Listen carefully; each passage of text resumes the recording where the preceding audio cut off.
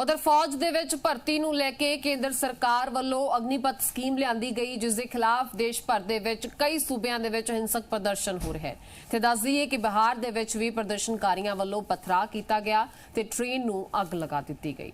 इस स्कीम तहत फौजियां दी भर्ती 4 साल दे लई होएगी। 4 साल बाद सिर्फ 25% जवान स्थाई हो सकणगे। 4 सालां दी सेवा तो बाद जिन्हां जवानां नूं बाहर किया जाएगा उन्हां नूं 12 लाख दिते जाणगे। नवीं स्कीम नूं लैके नौजवानां दे विच विरोध। उन्हां दा कहना है कि कई सालां तो ओह फौज की तैयारी करते हैं, इकोदम इस तरह नियमां दे विच बदलाव गलत है। 4 सालां दे लई भर्ती नाइंसाफी है।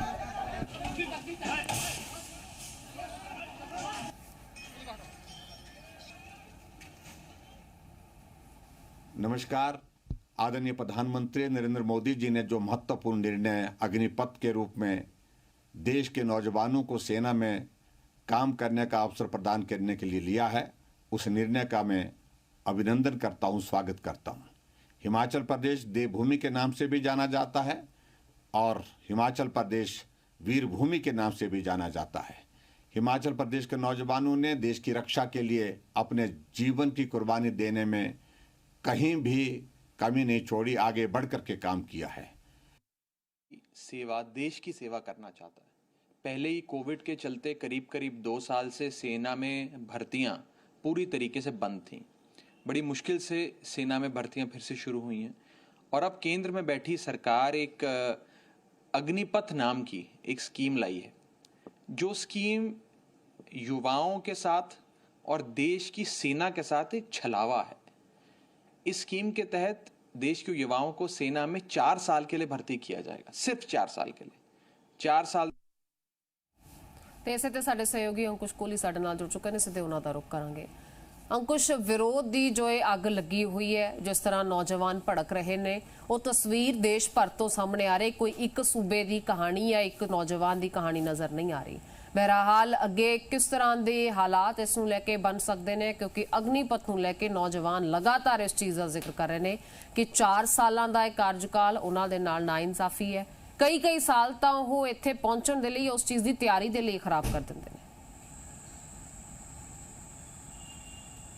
बिल्कुल अमृता, गल कर ली जाए जिथे अज तमाम थावां ते जिहड़ा हैगा विरोध प्रदर्शन किया वो एसपीरेंट्स ने जिहड़े आर्मी च जाना चाहते हैं, क्योंकि बहुत मेहनत करते हैं किते ना किते। अज की यूपी की बिहार हरियाणा हिमाचल तमाम थावां ते जिहड़ा हैगा अज विरोध प्रदर्शन किया गया। विरोधी धिर जिहड़े हैगे ने, विरोधी धिरां ने भी जिहड़ा हैगा भाजपा की सरकार नूं, केंद्र सरकार नूं जम के घेरिया।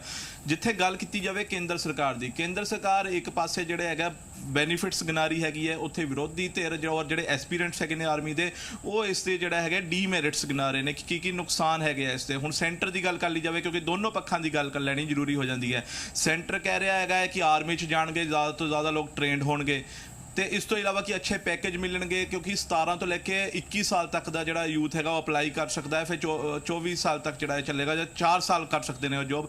और गल की जाए वो कह रहे हैं कि पहले साल 30,000, फिर 33,000, फिर 36,500, फिर 40,000 पर मंथ के हिसाब नाल पैकेज मिलेगा। इस तो इलावा जिहड़ा हैगा जदों 4 साल पूरे हो जाएंगे उस वेले 12 लाख का एक अमाउंट मिलेगा सेंटर सरकार वालों सेवा निधि के तौर पर। और तमाम बेनीफिट्स गिना रहे हैं कि जिहड़ा इन्हां तो 25% कैडर होवेगा, जिन्होंने जिहड़ा है उन्होंने पक्का कर लिया जाएगा 25% कैडर नूं, और जिहड़े बाकी कैडर जिहड़ा रह जाएगा, जिन्होंने बाहर जाना पवेगा 4 साल की नौकरी करने तो बाद, जो आर्मी तो बाहर जाना पवेगा, उन्होंने जिहड़ा है प्रैफरेंसिस दित्तियां जाणगियां। कई स्टेट्स अगे आईयां हैगियां ने, उन्हां च जिहड़ा है उन्होंने स्टेट पुलिस च प्रैफरेंस दित्ती जाएगी। इस तो इलावा असम राइफल वर्गे यूनिट्स हैगे ने, वो कहंदे ने असीं भी जिहड़ा है CRPF है कि असीं भी प्रैफरेंस देवांगे जदों जिहड़े अपणियां भर्तियां कटांगे। तमाम चीज़ां हैगियां ने, लेकिन गल कर ली जाए एसपीरेंट्स की या फिर विरोधी धिरां की, वो कहते हैं कि इन्नी मेहनत करते हैं, एसपीरेंट भी कह रहे हैं कि असीं इन्नी मेहनत करते हैं, फिर 4 साल के बाद असीं कित्थे जावांगे। उन्हां दा कहना भी किते ना किते सही हैगा है। ते उस तो इलावा जिहड़ा है उन्हां दा कहना है कि एक तरह का विरोधी धिरां दा कहना है कि इसनूं जिहड़ा है प्राइवेटाइजेशन की जा रही है। वो इस तरह वेख रहे हैं विरोधी धिर कई कि आर्मी की प्राइवेटाइजेशन हो रही है कि 4 साल जॉब करनगे, 4 साल तो बाद नवें जिहड़ियां भर्तियां हो जाणगियां, फिर वो जाते रहणगे, फिर नवें आते रहणगे। तो ये तमाम चीज़ां हैगियां ने, दोनों आसपैक्ट्स जिहड़े हैगे ते हिंसक प्रदर्शन भी जिहड़े अज तमाम थावां ਥਾਵਾਂ ਤੇ ਵੇਖਣ ਨੂੰ ਮਿਲੇ ਤੇ ਲਗਾਤਾਰ ਹੀ ਕੇਂਦਰ ਸਰਕਾਰ ਆਪਣੇ ਆਪ ਨੂੰ ਡਿਫੈਂਡ ਕਰ ਰਿਹਾ ਗਿਆ। ਔਰ ਦੱਸਦੀ ਹੈ ਕਿ ਇਸ 'ਚ ਨਾ ਸਿਰਫ ਜੈਂਟਸ ਲੇਡੀਜ਼ ਵੀ ਕੁੜੀਆਂ ਵੀ ਜਿਹੜਾ ਹੈਗਾ ਇਸ ਸਕੀਮ 'ਚ ਜਿਹੜਾ ਹੈਗਾ ਆਰਮੀ 'ਚ ਭਰਤੀ ਹੋ ਸਕਦੀਆਂ ਨੇ ਮੈਰਿਟ ਦੇ ਆਧਾਰ ਤੇ ਔਰ ਮੈਡੀਕਲ ਦੇ ਆਧਾਰ ਤੇ ਜਿਹੜੀ ਹੈਗੀਆਂ ਇਹ तमाम ਭਰਤੀਆਂ ਹੋਣੀਆਂ। ਹਰ ਸਾਲ 40 ਤੋਂ 45 ਹਜ਼ਾਰ ਦਾ ਜਿਹੜਾ ਹੈਗਾ ਇੱਕ ਆંકੜਾ ਦਿੱਤਾ ਗਿਆ, ਇੱਕ ਆਈਡੀਆ ਦਿੱਤਾ ਗਿਆ ਕਿ ਹਰ ਸਾਲ 40 ਤੋਂ 45 ਹਜ਼ਾਰ ਜਿਹੜਾ ਹੈਗਾ ਭਰਤੀਆਂ ਕੀਤੀਆਂ ਜਾਣਗੀਆਂ ਇਸ ਅਗਨੀਪਥ ਸਕੀਮ ਤੇ ਔਰ ਉਹਨਾਂ ਨੂੰ ਅਗਨੀਵੀਰ ਕਿਹਾ ਜਾਵੇਗਾ। ਤੇ ਅਸੀਂ ਜਿਵੇਂ ਦੱਸ ਰਹੇ ਸੀਗੇ ਕਿ तमाम ਬੈਨੀਫਿਟਸ ਜਿਹੜਾ ਹੈਗੇ ਗਿਣਾਏ ਜਾ ਰਹੇ। ਇਸ ਤੋਂ ਇਲਾਵਾ ਇਹ ਵੀ ਬੈਨੀਫਿਟਸ ਗਿਣਾਏ ਗਏ ਕਿ ਅਗਰ ਕੋਈ ਇੰਜਰੀ ਹੋ ਜਾਂਦੀ ਹੈ ਉਸ ਦਾ ਵੀ ਅਮਾਊਂਟ ਦਿੱਤਾ ਗਿਆ ਕਿ ਜਿਵੇਂ ਆਰਮੀ 'ਚ ਹੋਰਾਂ ਨੂੰ ਮਿਲਦਾ ਕਿ ਤੁਹਾਨੂੰ ਵੀ ਮਿਲੇਗਾ। ਇਸ ਤੋਂ ਇਲਾਵਾ ਅਗਰ ਕੋਈ ਸ਼ਹੀਦ ਹੋ ਜਾਂਦਾ ਹੈ ਤਾਂ ਉਹਨੂੰ 1 ਕਰੋੜ ਤੱਕ, ਬਾਕੀ ਸੇਵਾ ਨਿਧੀ ਪੈਕੇਜ ਅਲੱਗ ਜਿਹੜਾ 12 ਲੱਖ ਦਾ ਹੈ ਉਸ ਤੋਂ ਇਲਾਵਾ 1 ਕਰੋੜ ਰੁਪਇਆ ਅਲੱਗ ਦਿੱਤਾ ਜਾਵੇਗਾ। ਤੇ ਤਮਾਮ ਬੈਨੀਫਿਟਸ ਜਿਹੜੇ ਹੈ ਕੇਂਦਰ ਸਰਕਾਰ ਗਣਾ ਰਹੀ ਹੈਗੀ ਹੈ, ਲੇਕਿਨ ਵਿਰੋਧ ਪ੍ਰਦਰਸ਼ਨ ਜਿਹੜੇ ਹੈਗੇ ਆ ਬਹੁਤ ਜ਼ਿਆਦਾ ਕੀਤੇ ਜਾ ਰਹੇ ਆ। ਹੁਣ ਵੇਖਣਾ ਹੋਵੇਗਾ ਕਿ ਕਿਆ ਕੋਈ ਸਕੀਮ 'ਚ ਚੇਂਜਸ ਕੀਤੇ ਜਾਂਦੇ ਨੇ ਸੈਂਟਰ ਵੱਲੋਂ ਜਿਸ ਤਰ੍ਹਾਂ ਦੇ ਜਿਹੜੇ ਹੈਗੇ ਆ ਅੱਜ ਸਮੀਕਰਨ ਸਾਹਮਣੇ ਆਏ ਨੇ, ਜਾਂ ਫਿਰ ਇਸੇ ਤਰ੍ਹਾਂ ਸਕੀਮ ਬਰਕਰਾਰ ਰਹਿੰਦੀ ਹੈਗੀ ਆ ਔਰ ਜਿਹੜਾ ਹੈਗਾ ਕਿ ਬਾਅਦ ਵਿੱਚ ਕਿੰਨੀ ਸਕੀਮ ਸਕਸੈਸਫੁਲ ਹੁੰਦੀ ਹੈ। ਇਹ तमाम ਚੀਜ਼ਾਂ ਜਿਹੜੀਆਂ ਹੈਗੀਆਂ ਆਉਣ ਵਾਲਾ ਸਮਾਂ ਹੀ ਦੱਸੇਗਾ।